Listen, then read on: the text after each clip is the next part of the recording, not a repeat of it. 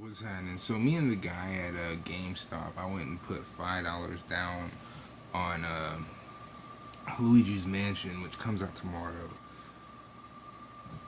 She's, I've been had that on reserve for a couple weeks now. I know it's not gonna look as sharp as it was on the GameCube, but I tend to play more portable, so I said, "Fuck it, I'll buy it." Um, but me and the guy at GameStop, we was having a conversation, and my questions were about the PS4 Pro and Xbox One X because I'm thinking about getting one or the other. I'm not too big a fan of either, just because this generation, I can fully admit what's wrong with PlayStation, while others have a tough time coming to grips with it. For instance, while I was at GameStop, me and the guy there were talking about how PlayStation seemed to have been outside of software, almost like 10 steps behind Xbox. This entire generation. Yes, they've been the highest selling console this generation. Yes, they have more exclusive content, and yes, their library is 5 times bigger than Xbox. But that doesn't mean PlayStation isn't behind. Let's face facts, it took 3 years before a 1 terabyte model PS4 that ran properly even came out. Let's not forget the disaster that was Black Ops 3 1 terabyte model that bricked and broke the moment you took it out of the fucking case. Um, on top of that, PlayStation was not consumer friendly. They were very against gamers, even with all the touting for being for, because it was 3 years later that you were finally able to use externals, meaning you didn't have to go in manually and withdraw the hard drive and risk breaking the console. It took them 3 years to get up to a 1 terabyte, while meanwhile at Xbox, they went up to a terabyte about 6 months to a year after launch. Yes, they still have all those problems, and yes, I will continue to say Xbox, it's good to see you understand the hardware. Now you just need some motherfuckers in there who understand the software side of things, because you honestly don't get it. You've went into like, we're gonna make a future console that's the shit. Fuck the one that's right now that we should try to turn around while there's still time. um and PlayStation, again, they've sold great. I'm never gonna say they haven't. They've sold 80 plus million units. That's amazing considering it took them what, damn near 9 years to fucking reach that in fucking PS3 generation. It's taken them under fucking 5. So I'm not gonna deny that. That is impressive. However, I'm not gonna sit here and I'm not gonna give them any kind of credibility or any kind of pass for the fact they've been playing catch up for a system that's been selling so well. They started out this generation with a 500 gig model, and it took them three fucking years to make a 1 terabyte working model and to actually support external hard drives. That's playing catch up for your ass. Okay. Let's not forget they this generation introduced uh, a pricing for PSN. Not only did they introduce a pricing, they then went to 6 months later to increase it. I've never seen a price hike at Microsoft. Let's also not forget PS Now, which is Sony's way of making you pay for games that you already own. I've addressed that before, and I feel like it needs to be driven home because I'm not gonna pay for PS Now. I'm not gonna do it. I don't think anyone should. If you bought the games and you still have the games, it's up to Sony to make the machines that'll run the fucking things. If they want to have a console that won't run them, that's fine. But they need to get it in their head that people don't trash their old systems just because the newest one's on the market. Because the newest one takes a little over a year and a half before you start to get a stable, reliable system when it comes to PlayStation or even Xbox.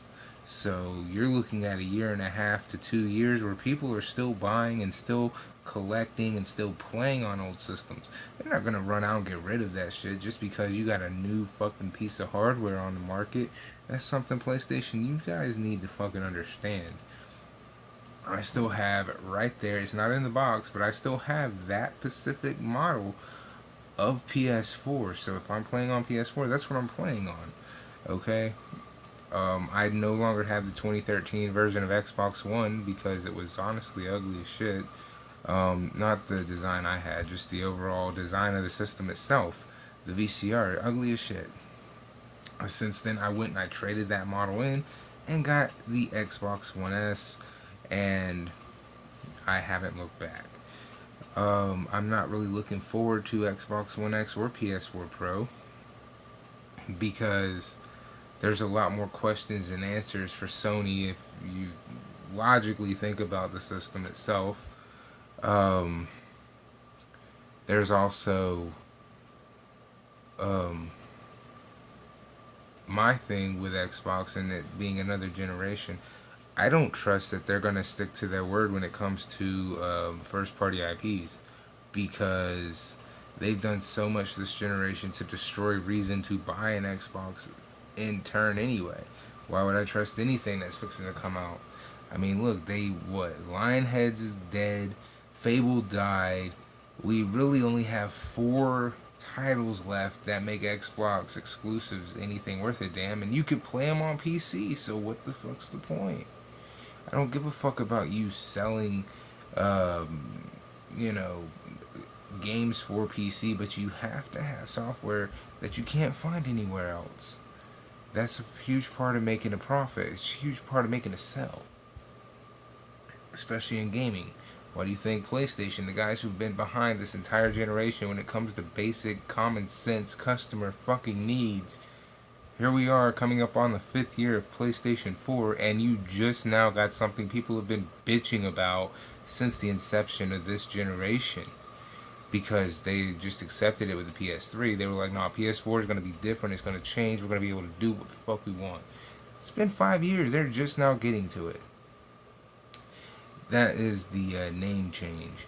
So, just because PlayStation is selling well doesn't necessarily mean they're doing well. And Xbox, I don't really know what to expect from you guys from next generation. All I know is you need to probably cut Uncle Phil's time in half and then hire another guy to fill the other half of that time because while Uncle Phil maybe has the idea for the hardware side of things, he sure as shit doesn't understand the software side of things. Where's Crackdown 3 at? Where's it at? We were promised this game at the beginning of this generation. Here it is. 5 years later. Where's the game? Still not out. I know what you're gonna say. You're a Nintendo guy. Where was Zelda at? The difference between Crackdown 3 and Zelda is Zelda is worth the wait. Everybody and their brother now doesn't believe Crackdown 3 is gonna be worth the fucking wait. People weren't doubting Zelda's credibility at all. Crackdown 3 is now getting the I don't think it's gonna be that good treatment because it's taken so long. So excuse me. While Zelda took 5+ years to finally come out with Breath of the Wild, it was worth the wait. Crackdown 3 doesn't look to be worth the fucking wait. Hell, even Kingdom Hearts looks like it might be worth the wait, to be honest with you. I don't know. Depending on how much is different, how much is changed, it might not be. It might be Square Enix's biggest failure to date because of how much fucking time it's taken. Okay? So, that's why I'm bringing this up, because these are some things that both PlayStation and Xbox need to address. Xbox, you do not need to come out promising games that you just know you're not going to be able to deliver. And you need to work on getting studios that you had back in your favor. I want Alan Wake 2. There's a bunch of people who want Alan Wake 2. We're not going to get that because they're now basically a third-party publisher who's like, it can be on Xbox, but it can also be on PlayStation. That's good. I'm just curious as to Who exactly that helps? Doesn't help your system where Alan Wake was originally at. Same thing with Tales of Vesperia. I'm glad it's coming to the Switch. I'm gonna play it on the Switch. I figured, hey, I'd buy the Tales of Vesperia game when it comes out because it's an Xbox exclusive, especially on 360. That means the 360 version of that game is now gonna be worth fucking money because it's exclusive to 360. Once it got ported to this generation, no longer exclusive. That's another loss. Xbox. I have reason to doubt you're gonna do anything special next generation. A lot of people have reason to doubt you're gonna do anything special. My biggest thing is the hardware side of things. I get Xbox and PlayStation. You guys can make powerful machines. But when it comes to software and customer service, boy, y'all are like fucking dragging a dead dog through some fucking mud. Y'all don't understand a damn thing. PlayStation doesn't understand fan service nor customer service. Xbox, you don't get what the fuck software and exclusive content can do for your damn system, even though you're not hitting the sales because you're not producing the software for people to buy. Your problem is fixable. This generation, you could turn it around right now. You just won't do it. So, that being said, PlayStation, I hope you guys come out with a PS5 that has at least 4 terabytes in it. If not, then fuck both of y'all. Okay? Xbox, you need to come out with your base model 4 terabytes. If not, fuck both of y'all. I'm telling the truth. With games like Red Dead Redemption and games like Final Fantasy 15, the games that get those bumps for 4K push graphics and shit, we're starting to see now it's over 100 gigs per game on day one. So don't sit there and tell me, oh, memory doesn't matter. Bullshit. Could you imagine, what is it, Red Dead Redemption 2 coming out and it was the 500 gig model PS4 and 500 gig model only Xbox One? Ooh, that would have been a hard sell. But right now we're in the 2 terabyte max for Xbox One and 1 terabyte max for PS4. Buying them day one out the box. So it's an easier pill to swallow. But again, that's where we're going when it comes to install size bases on games, is over 100 gigs. 500 gigs isn't going to cut it for next generation. A terabyte isn't going to cut it for next generation. Both of y'all, better release models with 4 terabyte standard in these things, because if you don't, it's going to be hard to convince people to buy your consoles. Because we'll be in the 4K generation next generation for sure. There's no way they're playing with upscaling right now to not go full on 4K next gen. That would be stupid. Okay. So with 4K and the introduction of 100 plus gig memory size installations, and I believe the guy at GameStop said today that Black Ops 4 is over 100 gigs because you have 50 gigs on the disc itself plus another 50 gigs of installation when you first get the game. That's 100 gigs. These games are getting past 100 gigs in size, and 1 terabyte isn't going to cut it. 2 terabytes isn't going to cut it. It cuts it right now, and just barely. I mean, they're threading the needle so thin when it comes to the memory in these consoles. And let's not forget, Sony is a hardware manufacturing company. They're not a gaming company. There's no reason PlayStation 5 doesn't have standard 4K Blu-ray technology and a massive hard drive installation on it. There's no reason. Okay? Same thing with Xbox. You assholes have computers. There is absolutely no reason you're not 4K native with a major hard drive in the system.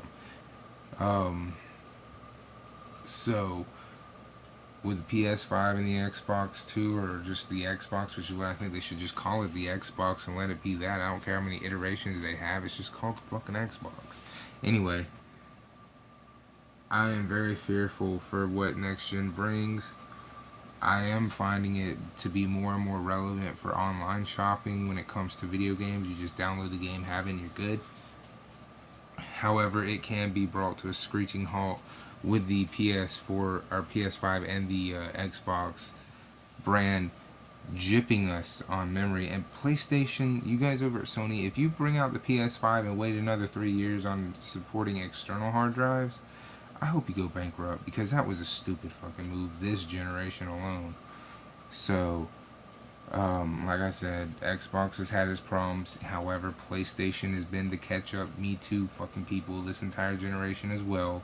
They've managed to sell better because marketing at the very beginning of it was unbelievably easy, thanks to Nintendo being so different that nobody wanted to try, and the Xbox One DRM always online, forcing their customers to do things they didn't want to do.